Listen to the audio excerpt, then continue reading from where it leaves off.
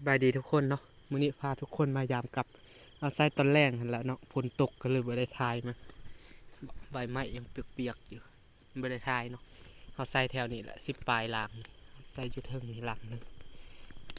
แต่ว่าเบิ่งแล้วคือบ่เห็นกลับเมื่อกี้นี่ใช่นี่บอนเฮาไส้เนาะกลับบ่เห็นเด้นี่เอาไส้เนื้อเอากระทึกเลยบ่นี่ถึกนูแล้วหลังแรกแหกมานเลยเนาะนี่แต่บนตัวใหญ่มันตัวน้อยไหมนี่โอ้หมดตอมละแป๊บเดียวนึงหมดตอมละเดี๋ยวนี้ตอน8 โมงเนาะ8 โมงคืนตัวน้อยตัวบ่ใหญ่เดี๋ยวเขาจะใส่อีกตอนเช้าแล้วจังมายามอีกเนาะ เขาใส่ใกล้ๆกันเลยนะแถวนี้มันอยู่นี่บ่เดี๋ยวเบิ่งก่อนเนาะแม่นบ่ล่ะบ่อยากจื้อนะกลางคืนบ่แม่นผิดบอนแหละแต่ว่าใส่แถวนี้แหละอยู่นี่บ่โอ้อยู่นี่แท้เนาะหลัง2บ่ถึกเบิ่งต่อกันไปเลยเนาะเฮาใส่10 ปลายหลังใส่ใกล้ๆกันแหละฝนตกเฮาก็เลยว่ามันหาบ่ได้เนาะก็เลยพาใส่ฝนตกบางแห้งอยู่นี่เดี๋ยวยามทางนี้ โอ้ยเพื่อนมาไว้หนูพุกเพื่อนอู้ถึงหนูพุกคือว่ามีหนูพุกอยู่นี่วะเห็นป่ะโอ้ตัวใหญ่โอ้คือว่ามาอยู่นี่ป่ะมันทางดินเอเชียนโอ้ตัวใหญ่เลยกับอ่อนขนาดกับอ่อนๆมันยังอยู่เสีย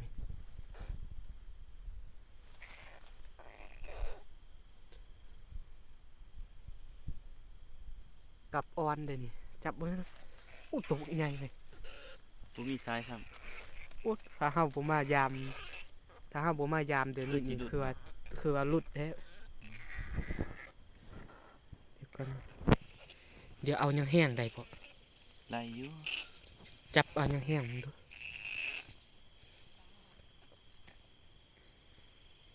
โอ้ตัวใหญ่กับหน่อยๆนี่เนาะเขาปลดเรียบร้อยแล้วสังหารมันละได้2 ตัวแล้วเนื้อที่เฮาใส่เบิ่งเอาออกมาเบิ่งเนาะเป็นห้ำเนาะเป็นห้ำอ่อนกับข้าวเหนียวเฮาปั่นเป็นก้อนแล้วใส่แบบนี้บอนเฮาใส่อยู่นี่บ่แม่นรางนี่รางนี้มันยังอยู่นี่ยังบ่ได้อยู่รางนี้ยังคือเก่าอยู่คือมาตกตกไก่เท่าวะรางเดียววะนี่ซื้อเทิงพุ่นอีกรางหนึ่งเป็นรางเทิงพุ่นวะเดี๋ยวเบิ่งรางเทิงอีกก่อนเด้อว่าจิแม่นรางนี้มันลงไปบักไกลๆไหมซื้ออยู่นี่รางหนึ่งนะอู้รางนี้แท้เพิ่นรางนี้บ่เห็นโอ้รางนี้แท้นี่เขาใส่อยู่หันมันลงบักไกลๆมันลงไปฮอดแคมทงหน้านะไปใส่ปะไปอีกนู่นๆนูละขึ้นถอยคิดว่าตายแล้วเมื่อกี้นี่เดี๋ยวใส่ไปอีกเนาะยามตอนเนาะเอายามมา4 ลางแล้ว4 ลางได้2 ตัว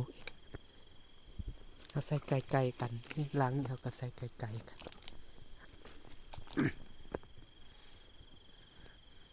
เอากลับอยู่ใส่เลยลางนี้ก็กลับหายเสร็จบัดนี้ยังบ่มีทรายซ้ำกลับหน่อยแล้วบ่มีทรายนะโอ้ยนี่เห็นแล้วนี่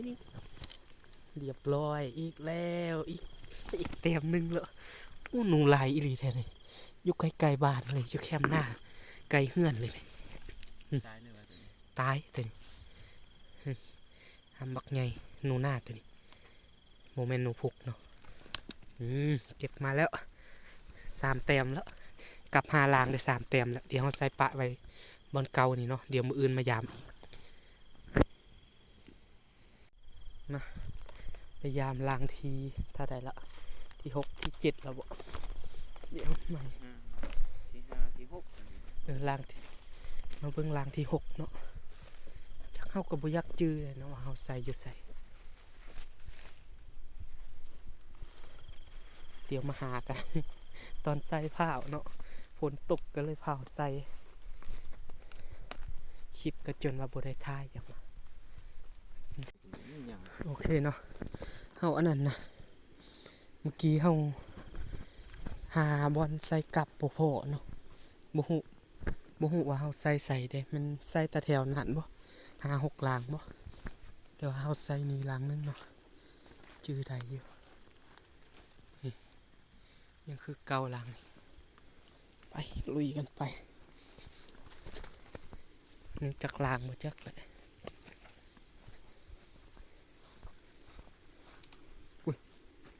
โอ้ยงัวตื่นเบิดงัว จิกเอาวิจิเหยียบกลับอยู่เทิงเรือสนใจบ่ เดี๋ยวนี้มีหูหนุ่มพร้อมอุ้ยหัวไปวันมีถือใส่กลับได้นะ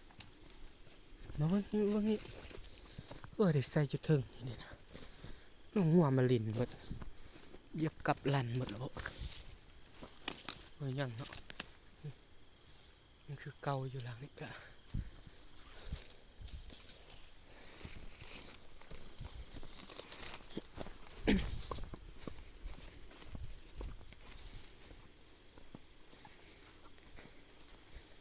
มันมีอีกเนาะครับยังคือเก่า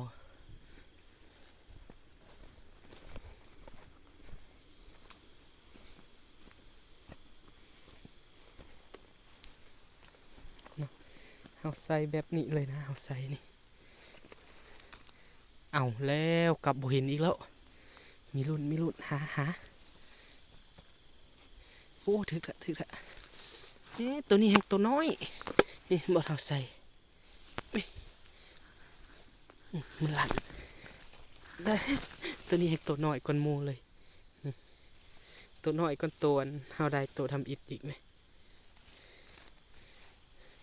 แล้วล่างนี้อยู่นี่ล่างนึงเนาะอยู่นี่มัน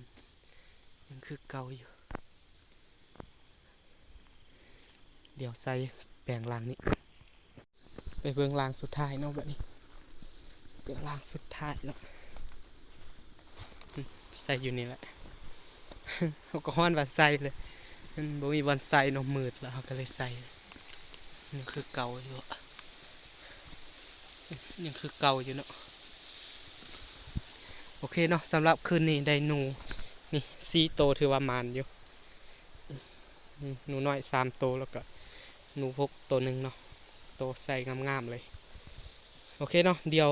มื้ออื่นเช้าเขาจังมาลุ้นมายามนำกันอีกเนาะว่าจีมีแต้มอีกบ่เนาะเขาใส่กับ10 ปลายลางได้มาละ4 โตวโอเคเนาะเดี๋ยวพบกันมื้ออื่นเช้าเนาะเดี๋ยวมาลุ้นกันสบายดีทุกคนเนาะเดี๋ยวมาพบกันตอนเช้าเนาะเดี๋ยวมาลุ้นกันเบิ่งคืนเขาก็ได้ AC แต้มแล้วเนาะบ่ฮู้ตอนเช้าสิได้บ่เดี๋ยวมาลุ้นกันแถวนี้แล้วเนาะเอายามเมื่อคืนนี้ประมาณ6-7 ลางนี่แหละอยู่ทางนี้ลางแรกเขาอยู่นี่เมื่อคืนได้เนาะลางนี้แต่ว่าตอนเช้านี่บ่ได้แล้ว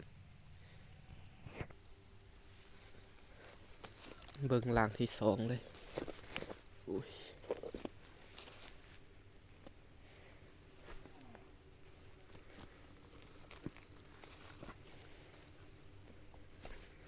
ลาง2ใส่นี่เนาะนี่ก็ยังคือเก่าอยู่เดี๋ยวเขายามไปก่อนเนาะแล้วจะมาเอาทีหลังโอ้ยหางแมงมุม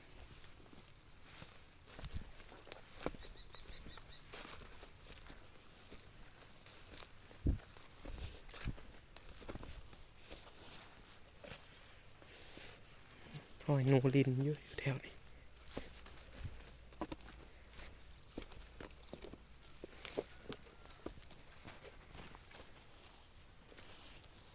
หลังนี้ก็คือเก่าอยู่โอ้บ่ได้จักแต้มบ่เสานี่เนาะหลังนั้นก็บ่ลันเนาะเห็นละแล้วก็หลังนี้ที่ได้หนูพุกเมื่อคืนนี้เนาะนี่เอ้าลันอีกแล้วลันแต่บ่ได้บ่นี่เมืองทางมันลินแถวนี้โอ้ลันละบ่ได้เนาะนี่